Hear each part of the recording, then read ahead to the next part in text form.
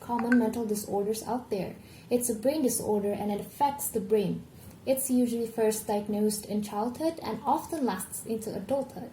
The ADHD brain has impaired activity in some of the functional regions of the brain. ADHD is found to be the result of a deficiency of a specific neurotransmitters. In this case, that is norepinephrine, which is also closely linked to dopamine. Those two neurotransmitters play an important role in the brain, and the lack of it causes people with ADHD to have difficulty with inattention, hyperactivity, impulsivity, regulating their mood, and also organization. For section 2, I will be talking about the mechanism of the disease on a molecular level. Just a bit of disclaimer, scientists are still researching on this topic and there are no clear and precise answer yet. I will be separating this section into 3: neurotransmitter, which are involved, and genetics.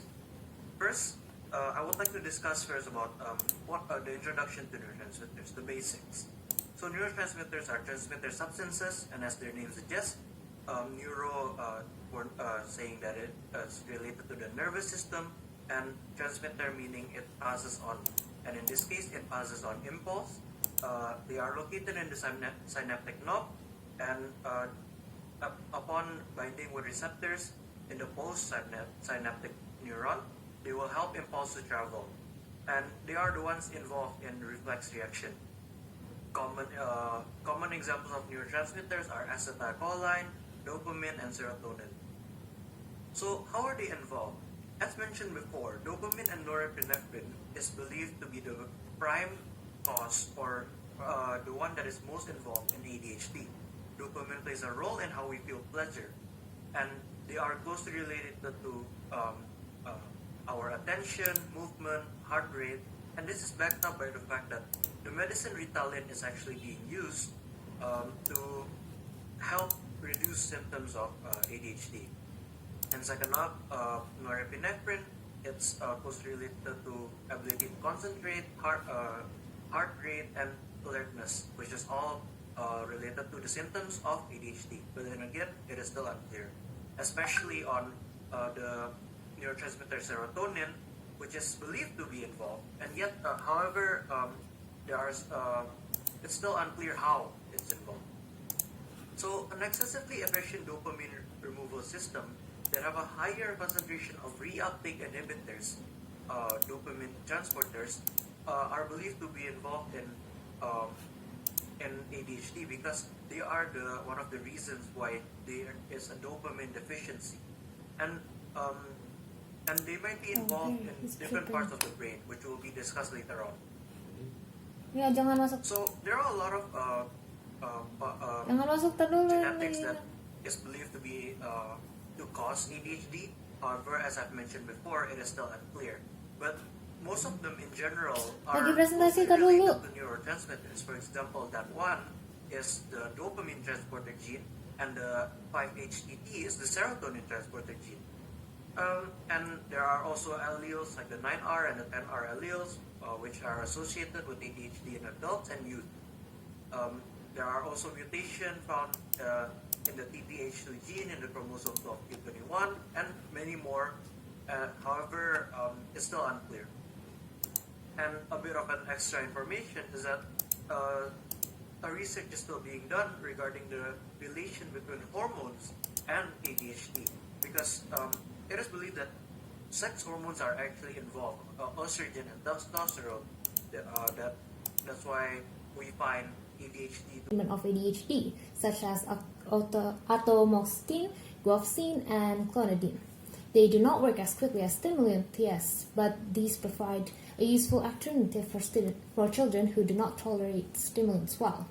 Now, something to note here, there are many treatment options, but what works best can actually depend on the individual. So, for example, one child may respond well to one medication, but not to another.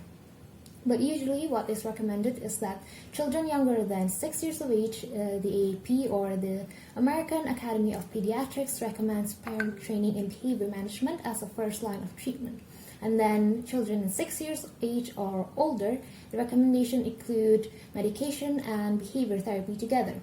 and parents continue to train in behavior management until the child reaches about 12 years of age. For adults, medication effective for children ADHD can continue to be helpful for adults. There are also behavioral management techniques, working with a coach, and mental health counseling. Next slide, please. Now for the research. So research for ADHD is still ongoing and developing, and there are so many research done, partially because ADHD is such a common disorder. The first one, there are of course national surveys. For example, the CDC uses data from national surveys to better understand the number of children with ADHD, other concerns or conditions that they may have or experience, and the kind of treatment that they may receive. This information proves to be useful for improving treatment plans. Now, for policy research, in order to improve the treatment plans that are available, one must understand the policies that affect how treatments and or medication are authorized by health plans. And then there are also new treatment plans research, which are still very much ongoing. For example, the testing of the effects of medication in younger kids, maybe age 4 or 5. And then there's also brain MRI scans research, where they look inside the ADHD brain, which can lead to new information, which can lead to new treatment plans being developed. And then there's also new behavioral therapy methods research, where the ones that I found are with video games and mindfulness techniques in parents training, but there are so much more. And of course, there are other research connecting ADHD to other disease and disorder. So that's it for the content of our presentation. Here are the sources that we use for our slides. There are a few of them, especially ones for evidences and to back each other up. Thank you. Excellent job. Excellent job. I love the visuals and the organization in this presentation. It was excellent, and your research as well. We could really tell that you looked into everything from the genetics to the treatments. So yes, excellent job, guys. So we have our judge here. I will quickly introduce Ashley Wang, and I'll let her just tell you guys a little bit about herself.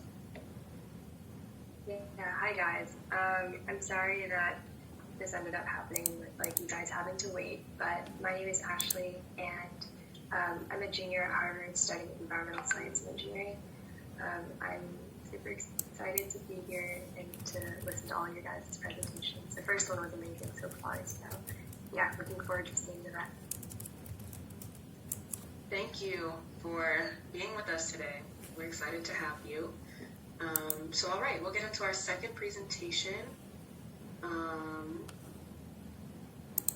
Thalassemia, group from room 2. Yes. Yes, probably I will